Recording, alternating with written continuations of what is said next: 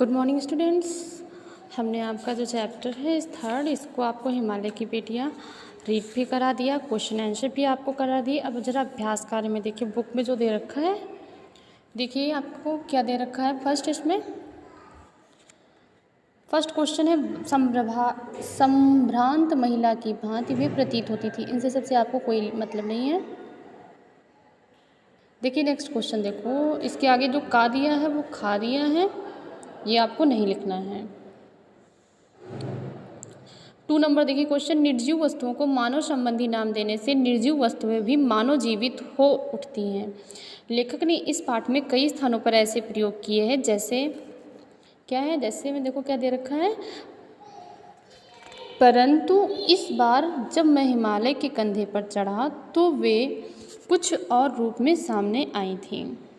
खा नंबर दे रखा है, काका कालेलकर ने नदियों को लोक माता कहा है। क्या लिखना क्या है आपको इसके अंतर्गत, पाठ से इसी तरह के और उदाहरण ढूंढिए। कहने का मतलब ये है कि निर्जीव वस्तुओं को मानव संबंधी नाम देने से निर्जीव जो वस्तुएं थीं, जिनमें जीव मतलब जीवात्मा प्राण नहीं है, वो भी कैसी लगने लगती हैं, जीवित हो उठती हैं, सजीव हो जाती हैं। तो 1-2 एग्जाम्पल दिए गए हैं कि हिमालय के कंधे पर चढ़ा, ऐसा फील हो रहा है ना कि हिमालय एक के अंदर आत्मा है, ठीक है, वो एक मनुष्य है, ऐसा लग रहा है। उसके कंधे पर चढ़ा तो वे कुछ और रूप में सामने आई थी, ठीक है। तो ऐसे एग्जाम्पल्स ढूंढ के आपको 2 एग्जाम्पल आपकी अपनी बुक से स्वयं लिखना है, कॉपी पे मत करना, ठीक है। बुक पे ही अपनी इसके क्वेश्चन के आगे ही आपको लिखना है। थर्ड क्वेश्चन है आपको, पिछली कक्षा में आप विशेषण और उसके भेदों से परिचय प्राप्त कर चुके हैं, ठीक। विशेषण क्या होते हैं और उसके भेद क्या होते हैं, ठीक। जो संज्ञा और सर्वनाम की विशेषता बताते हैं वो हमारे विशेषण कहलाते हैं। नीचे दिए गए विशेषण और विशेष संज्ञा का मिलान कीजिए। आपको दे रखा है विशेषण, आपका पहले देखिए क्या दिया है, विशेषण है संभ्रांत, आपको इसका विशेष क्या है, महिला, महिला से मैच करना है। फिर दिया है सेकंड चंचल, चंचल को आंगन से मैच करना है, चंचल आंगन। समतल नदियाँ, घना जंगल, मूसलाधार वर्षा। विशेष क्या होते हैं पहले ये बताइए। संज्ञा और सर्वनाम की विशेषता बतलाने वाले शब्दों को हम विशेषण कहते हैं, और जिसकी विशेषता बतलाई जाती है वो हमारा विशेष से होता है, ठीक है।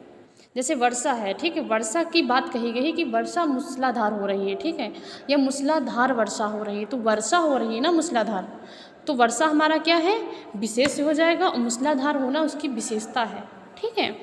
एग्जाम्पल्स के लिए संभ्रांत महिला, तो महिला है संभ्रांत, या अच्छी महिला बुरी महिला जो भी है आपकी, तो वो महिला है, विशेषण हमारी, विशेष क्या है, महिला। संभ्रांत उसका विशेषण है, विशेष से हमारी महिला है, क्योंकि महिला की विशेषता बताई जा रही है ना, तो महिला हमारी विशेष से बन जाएगी। जिसकी विशेषता बताई जाएगी वो विशेष से हो जाएगा, और जो विशेषता उसके अंदर क्वालिटी होगी वो हमारा विशेषण कहलाता है। फोर्थ क्वेश्चन देखिए आपका क्या दे रखा है, द्वंद्व समास के दोनों पद प्रधान होते हैं, ठीक है। इस समास में और शब्द का लोप हो जाता है, इस शब्द में और शब्द जो होता है उसको लोप मतलब गायब हो जाता है। जैसे राजा डैश रानी, द्वंद्व समास है, ठीक है। राजा और रानी ना लिख करके यहाँ पे क्या किया गया है, राजा डैश रानी, जिसका अर्थ है राजा और रानी। पाठ में कई स्थानों पर द्वंद्व समासों का प्रयोग किया गया है। इन्हें खोजकर वर्णमाला क्रम शब्दकोश शैली में लिखिए, ठीक है।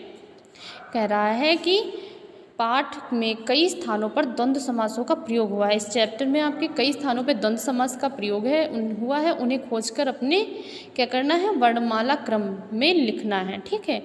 कहाँ पे लिखना है आपको, ये आप अपनी फेयर कॉपी पे कर ले क्वेश्चन, ठीक है। ये जो 4th नंबर क्वेश्चन है ये आपको अपनी फेयर कॉपी पे करना है। 5th नंबर देखिए, नदी को उल्टा लिखने में दीन होता है, जिसका अर्थ होता है गरीब। आप भी ऐसे 5 शब्द लिखिए जिसे उल्टा लिखने पर सार्थक शब्द बन जाए। प्रत्येक शब्द के आगे संज्ञा का नाम भी लिखिए, ठीक है, कौन सी संज्ञा है, ठीक है। भाववाचक जातिवाचक जो भी हो अपना लिखो उसको। जैसे कि नदी डैश दीन, नदी का उल्टा दीन हो गया, ऐसे भाववाचक संज्ञा है ये, ठीक है। इस टाइप से आपको क्वेश्चन करने हैं। कितने, जितने भी आपको बुक में ढूंढने पे मिलते हैं आप उतने लिखिए, ठीक है। ये आपको फोर्थ नंबर और फिफ्थ नंबर क्वेश्चन जो है वो आपकी अपनी जो फेयर नोटबुक बनाई है आपने उस पे करना है। 6 नंबर क्वेश्चन देखिए आपका क्या है। समय के साथ भाषा बदलती है, शब्द बदलते हैं और उनके रूप बदलते हैं। जैसे बेतवा नदी का नाम, बेतवा नदी का जो दूसरा नाम दिया गया या रूप दिया गया है वो है वेत्रवती। नीचे दिए गए शब्दों से ढूंढकर इन नामों के अन्य रूप लिखना है, ठीक है। इधर देखिए दिए गए हैं सतलुज, झेलम, अजमेर, रोपड़, चिनाब, बनारस, ठीक है। पास में आपको देखिए ग्रीन ग्रीन सा दिख रहा है कॉलम ब्रैकेट जैसा, एक आयत टाइप का दिख रहा है, उसमें क्या लिखा है, बिपाशा, रूपपुर, अजमेरू, वित्स्ता, सतद्रुम, वाराणसी। जैसे बनारस का वाराणसी हो, यह है। इसी टाइप से आपको इनके नाम चेंज करके लिखना है, बट ये आपको अपनी फेयर कॉपी पे नहीं करना है, या आपको अपनी रफ कॉपी पे करना है। कोई एक पीसी बना लो हिंदी की प्रैक्टिस कॉपी, ठीक है, उसी पे ये वर्क करना है। सिर्फ फोर्थ नंबर और फिफ्थ नंबर आपको अपनी नोटबुक, फेयर वाली नोटबुक पे करना है, और जितना भी वर्क मैंने बोला है ये आपको अपनी पीसी पे करना है। हिंदी की एक पीसी कॉपी बनानी है आपको, उस पर बनाइए उसको। ओके, थैंक यू क्लास, आपको इतना ही याद करना है। नेक्स्ट डे आपको मिलती हूँ, बाय बाय।